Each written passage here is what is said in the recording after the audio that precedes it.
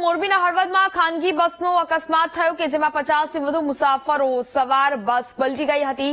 બસમાં સવાર 9 જેટલા મુસાફરો ઇજાગ્રસ્ત થયા। ગાંધીનગરથી માતાના મઢ દર્શન કરવા જતા હતા મુસાફરો।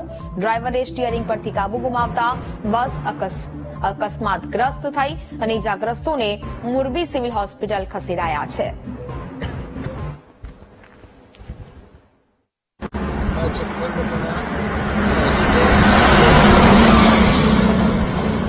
ક્યાં જતા હતા ને કેવું એક્સિડન્ટ?